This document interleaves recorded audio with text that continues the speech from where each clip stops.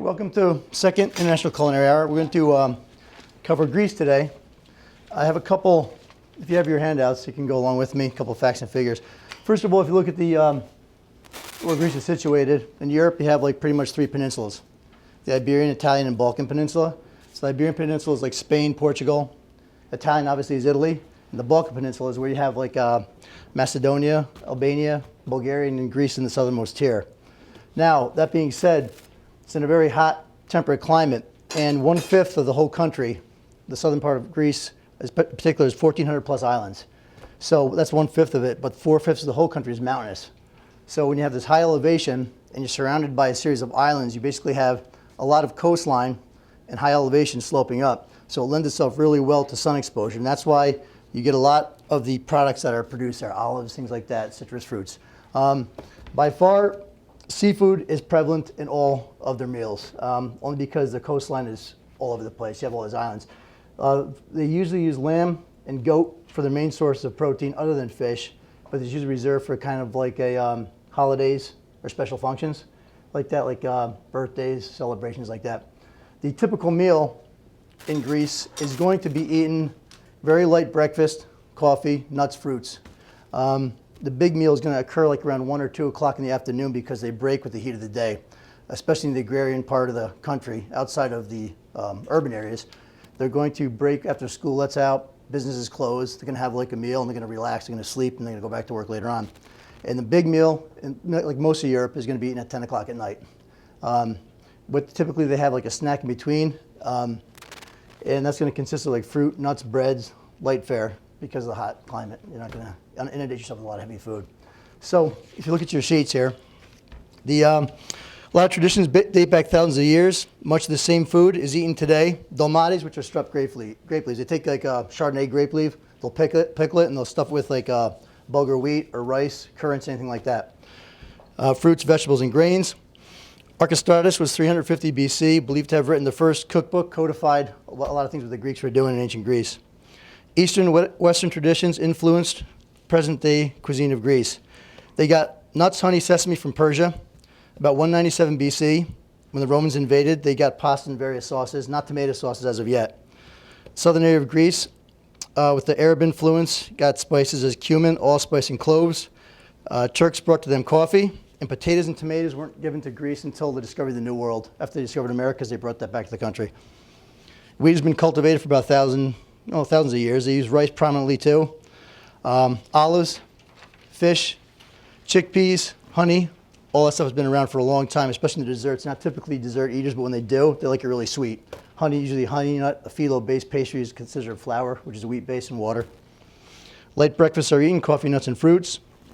Main meal, again, eaten around 1 or 2 in the afternoon, followed by a rest period during the hottest part of the day when schools are closed and businesses closed. Late afternoon is light refreshment time. It's called mezethis. It's bread, fruits, nuts, olives, cheese, dips, and soups. Very light eating, especially in that hot climate. Evening meal is eaten around 10 o'clock at night. Herbs that are cultivated, thyme, basil, oregano, rosemary, sage, and fruits such as nectarines, oranges, lemons, pomegranates, peaches, and apples. And milk from sheep or goats is used extensively, but because it's so hot, they usually make it into a yogurt or a cheese to extend the shelf life and the usage of it. Okay, that being said, I'm going to start. First of all, the cooking methods. We're going to cover cold emulsions today. The first thing I'm going to do is make a vinaigrette. Now, typically, when you have a vinaigrette, that's store-bought vinaigrette, if you buy like those seasoned packages, it tells you to fill the oil to this line and the vinegar to that line, you shake it, and it separates immediately. Well, those like the store-bought things. This way, you're going to create emulsion that's going to last pretty significantly. What you have to do in an emulsion basically is always having 3 parts of oil to 1 part of acid. It could be anything like vinegar, lemon juice. I'm particularly going to use red wine vinegar today. What you want to do is slowly introduce the oil to the vinegar, because if I poured the oil en masse into this vinegar, it would never get incorporated. Eventually, it will separate over a period of time. It's called flocculation. You want to make these microscopic particles. And what you're going to do is introduce it very slowly into the liquid medium, and you can go faster and faster proceed as emulsion starts. But the first thing you always want to do is add your 1 part of vinegar with any of your garnish ingredients here. I'm going to use garlic, salt, pepper, mustard, very simple vinaigrette. Because when I start adding the oil and make these microscopic particles, they're going to need like a surface area, something to hold on to. So you always add your acid and all your herbs and seasonings first. And once that's pulverized, you can slowly add your oil to it, very slowly in the beginning to get it going. As you'll see, that's why I use this clear one. You can see it eventually start thickening up. But you can do it by hand, but for expedite, I'm going to use this. You're going to pulse it very quickly, but also the heat of the machine could also help break emulsion too, so I want to do quick pulses on it in the beginning. So I'm going to do like a 3 parts oil to 1 part vinegar, so I'm going to add the vinegar first. I'll go by cups, make it easy. So I'm using red wine vinegar. And my oil. Give me the culture. I'm going to add a couple cloves of garlic.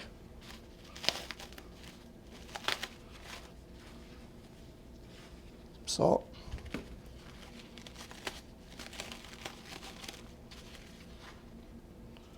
And what this is doing, after the garlic is pulverized, you have the salt granules, particularly the pepper too, tiny microscopic surface area. So as that oil gets introduced, it's going to have tiny particles that have something to adhere to. That's why you always add your seasoning first. Use a touch of mustard.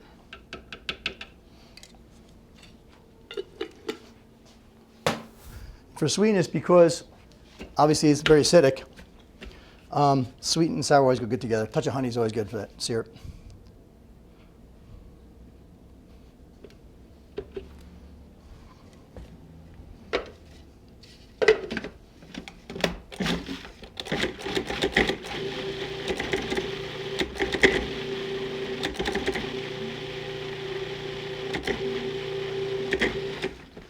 That's broken up good. I'm going to use olive oil, extra virgin olive oil. Now, there's a lot of olives out there. Extra virgin just means when you get it, it's always the best one to eat because it's the first press. When they harvest olives, extra virgin means they're typically just using the fruit of that olive. Any other successive presses involved whatever's left over from the first press, plus stems and seeds. And that's when you get this inherent bitterness and you lose that fruity flavor. So that's why extra virgin, obviously more expensive because you're dealing totally with the flesh of that olive. But the second presses are going to get like more bitter things, stems and things like that, which you don't really want. Tell you the truth, I don't really know why they make it. It doesn't really serve much of a purpose. Okay, here's the first cup of oil.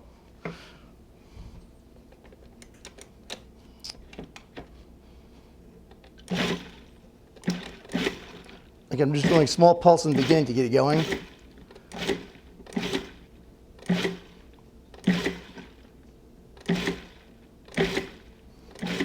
As I progress, I can add it quicker.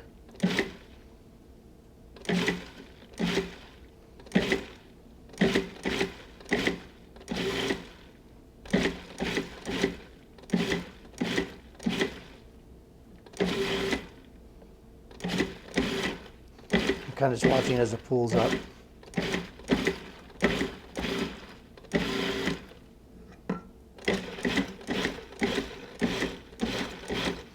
It's getting thicker, not too much separation yet. You're going to see what they want. It gets to a stage of what they call nappe. It's very thick. It'll coat the back of a spoon. And that's kind of what you're looking for, especially when you're dealing with the greens that I'm using, because you don't want to have like only oil on top of your leaves, which would happen, and the vinegar and the flavor is going to the bottom of your plate. And also, when I do make this vinaigrette for garnish, I'm not going to add this. I'm going to garnish the pita with lettuce and tomatoes and some onion. If you add the vinaigrette to your vegetables too soon, you're going to find out that on your plate you're going to get this pool of water on the bottom of it because you dress it too soon. Always add a vinaigrette to your vegetables like a salad right before it serves, before you eat it, because what happens is there's a very fine cell wall structure in all your greens, your plants. Acid will attack that. So once that is gone, all the inherent water, 80% in your lettuce ends up on your plate. And so you get like this soupy salad. So always dress your greens before service time, but just before you're going to eat it. I can see it getting really thick now.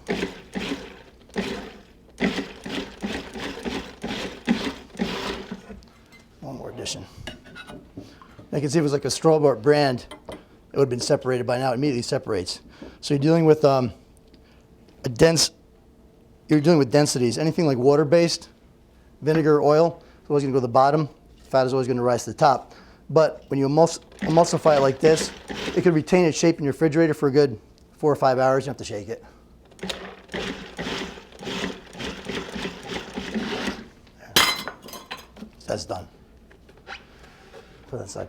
Now the sauce I'm going to use, we have lamb, the marinade for the lamb souvlaki. If you look at it, the ratio between the acids, already made this marinade, the lamb has marinated, I cooked most of it off.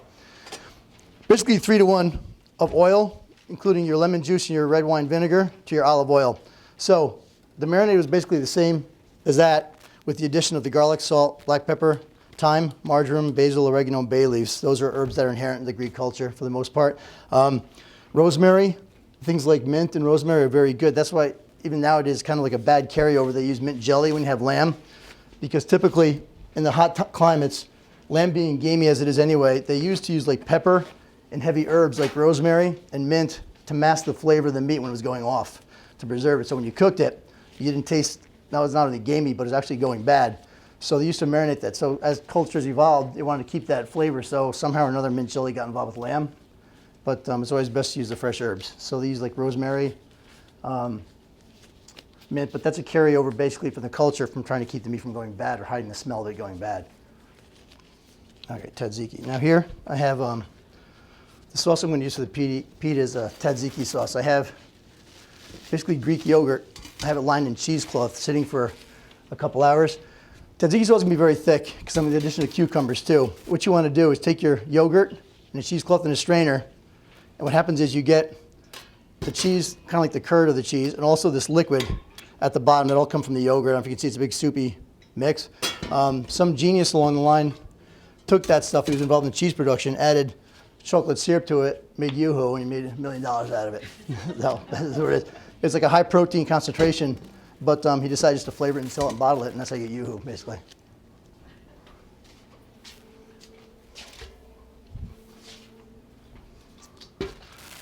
So I'll add my yogurt.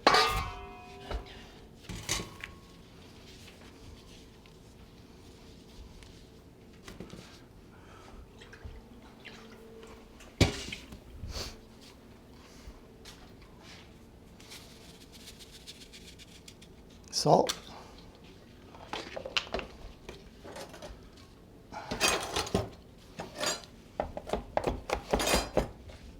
The garlic I'm just going to mince very fine.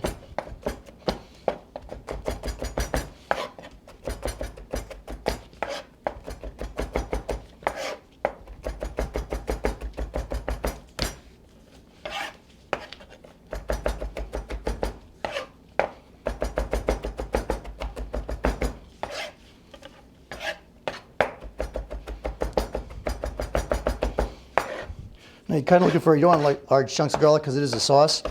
So the finer you can get it, the better off you're going to be. So it macerates in the sauce easier.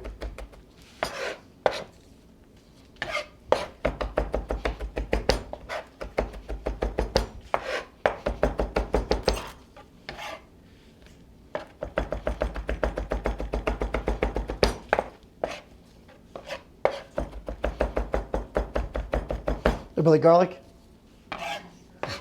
it's all over this dish. I got lamb in it and the sauce too.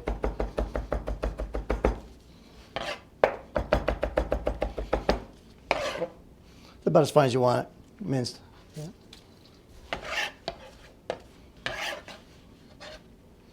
To this, I'm going to have the addition of the zest and the juice of 3 lemons for the acid.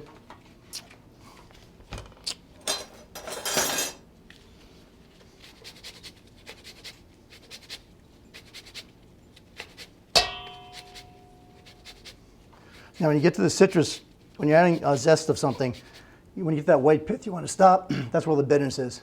All the essential oils are on the outside fruit. So after your fruit is washed, only when you go down to that white stop, the white part, you got to stop because it gets very bitter.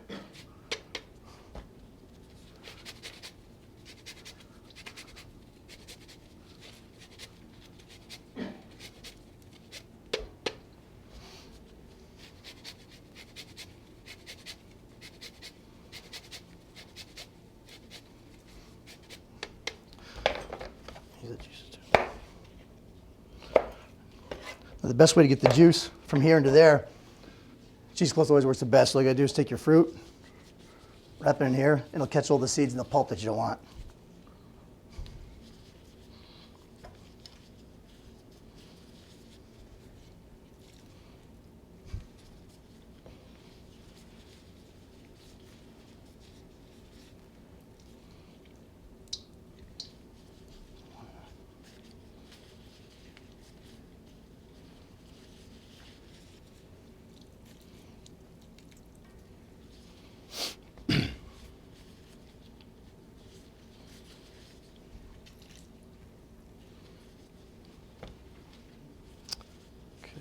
Any questions so far?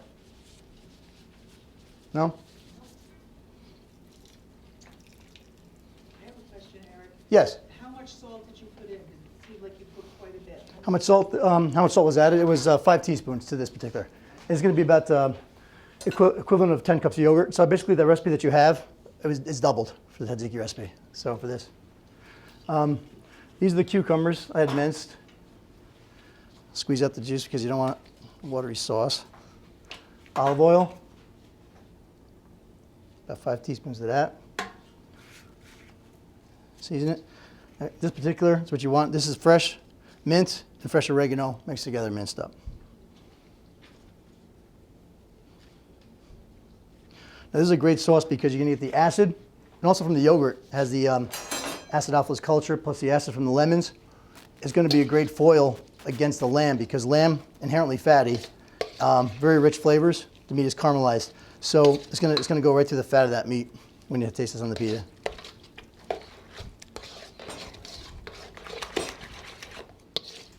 That's it, pretty much of that. So you see, I think it is. It's not like a typical yogurt because we strained that out. All that juice came out of there, the whey. Okay, I'll put this on the side. Now I'm talking a little about the lamb. The lamb that you, on the recipe here for the marinade, I said it's the same as that vinaigrette. So what I did, I have about 12 pounds of lamb. The recipe that I gave you is good for about 12 pounds of cubed leg meat, about 1 inch, 1.5 inches. And then you let it sit for about 4 hours. Now marinades are really good to have, especially you got to watch what you're using. Anything like an acid, what they call, is going to affect the proteins in the meat. A lot of times if you use like pineapple or fruit, things like that, there's certain enzymes, like pineapple has an enzyme called papain, it'll actually degrade your meat. If you don't marinate it for more than 2 hours, it actually becomes like milky and soft. The whole idea is a marinade is going to tenderize your meat. It does happen that way. It's kind of like a mind freak, if you will. If you imagine like a rubber band, a loose rubber band, you're chewing on it.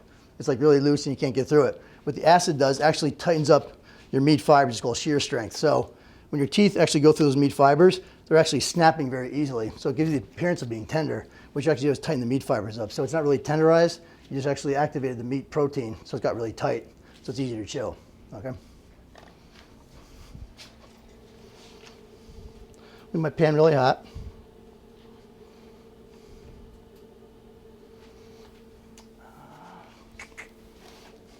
Okay.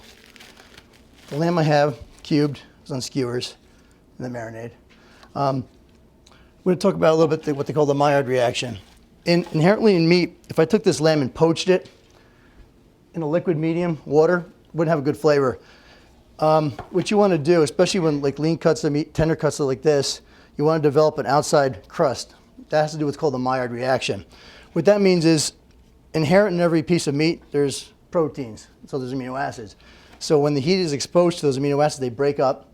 They'll be activated with the sugar in your marinade or any sugar in the meat, and they break down, so you're forming hundreds of new compounds on the surface of that meat. So when you're searing a meat, you're not really, it's a myth, you're not really making a barrier to keep juices in there, you're actually losing juices. But if it's a tender cut of meat, you just develop flavor, color, and texture. What you want is to have those meat proteins caramelize with the sugars and develop that texture. You're not going to get that if you boil it or anything like that. So when you're sauteing, especially or roasting, you want to kind of like make sure you get like a golden brown the outside of this, and then you know it's accomplished. But don't, like when you read a book, don't think that you're making this a magic barrier that's going to seal in your juice, because that doesn't happen. Because if I took this and I put it right in the oven, and this piece of equivalent weight and seared it first, this by far would have less of a yield if I seared it than this did. This will have more juice, but it will not have the flavor that the other one would have. Indeed. Now I'm going to sear this pretty high heat. I'm going to use a canola oil base versus olive oil base. Now, if I use a typical fruit oil, a lot of nut oils too, they have a low smoke point, meaning if they get to a certain temperature, the oil is going to degrade and burn. Sometimes you get flames out of it. You have to have a high smoke point because I want the meat heat high enough where it's going to caramelize that meat without degrading my oil. I don't want it to burn taste on it either.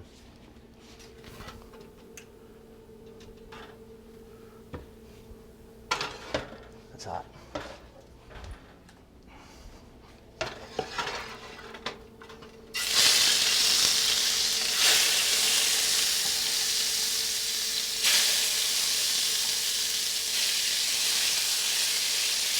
Look for that immediate sear on the meat.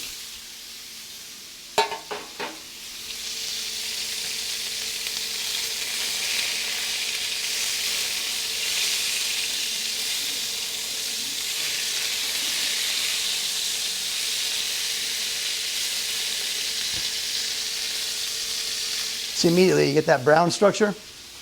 That's the effect of all the amino acids breaking down. They're forming hundreds of new compounds.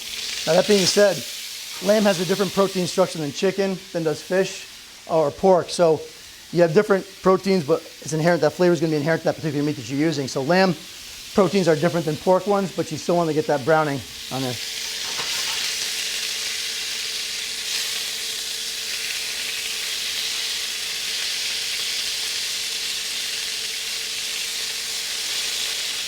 Now I can't fully cook it on here,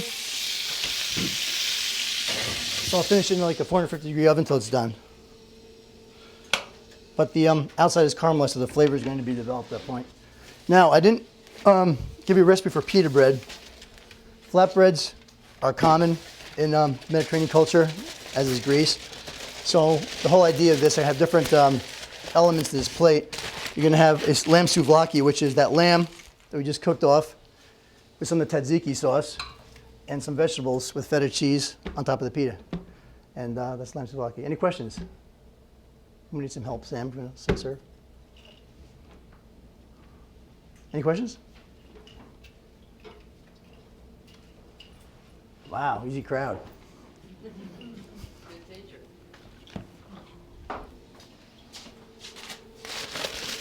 Now, as I did, I pre-did the lamb and kept it warm. See, so.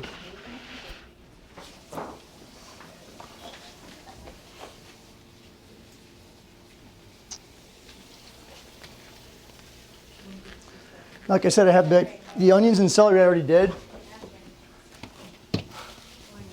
in here, so it's before service. So now is the time I'm going to put the vinaigrette on the vegetables. Because if I did this at the beginning, I guarantee you by now, this lettuce would be flaccid and there'd be a big pool of water at the bottom, you'd be able to taste the vinaigrette.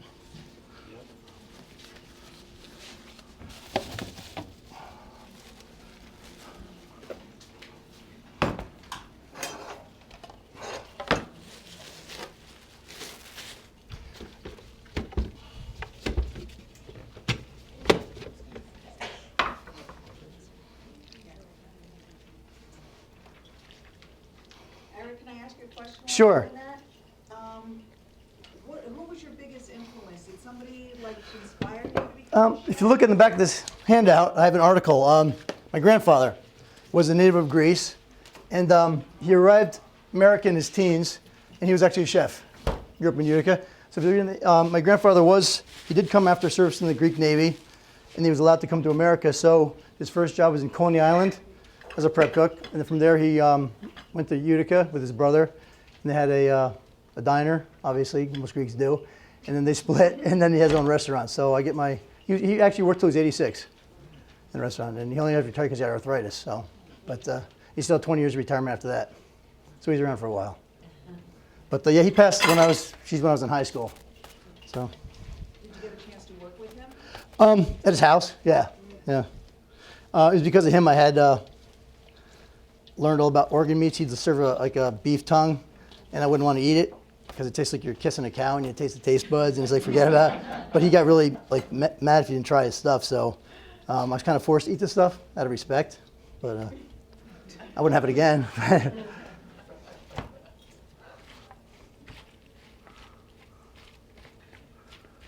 Okay, so now each element is seasoned.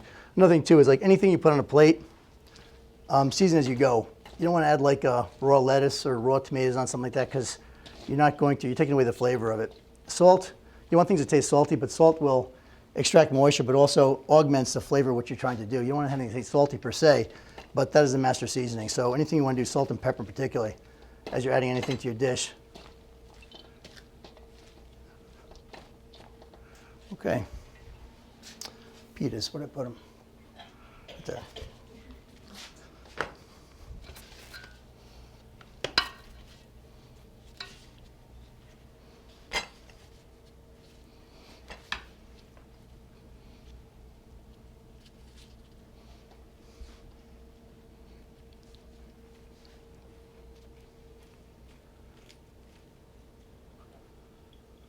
Okay. Typically, I'll put it on a plate like this. When you get it, it's going to be flat. Just pull up the size you get. I also want to talk about this, which I forgot to add.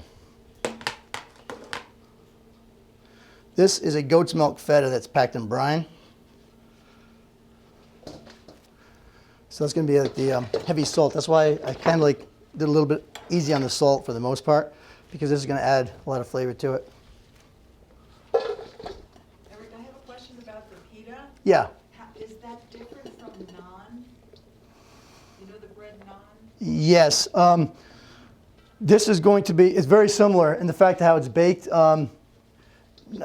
This has like a wheat, well, they're both wheat based, but the naan has like a more of a firmer texture to it, I believe. This is like more of a soft texture. Now I also have like, this one's a pocketless pita, one with pockets too. The difference is in how you cook it with the heat too. So naan is cooked very similar in the way that a pocketless pita is done with the high intense heat. So you can get that caramelization on the outside, but it also has like a firmer texture than this does too. It's like a different, very similar in recipes though. Yeah. Actually, I can't tell you the difference in recipe between naan and pita. I mean, as far as, you know anything? Same ingredients, just the different ratios. Yeah. Like you can see like peas with pockets and some without. The only idea is when you want like a pita without a pocket, you're going to put your oven like at a higher temperature, because at a lower temperature, I'm sorry, with the pocket, higher temperature, because you're going to caramelize the outside of the starches. So the moisture that's in there is going to elevate and split your bread. If you do it at a lower temperature, the moisture is going to evaporate before that outside is totally cemented and closed shut. So that's how you get no pocket. So basically it's a variation in temperature if you want a pocket for the most part. So this one is pocketless, so it's cooked at a lower temperature.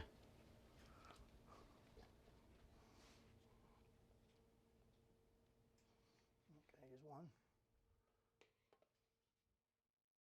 Maybe 3. Yeah, even 3.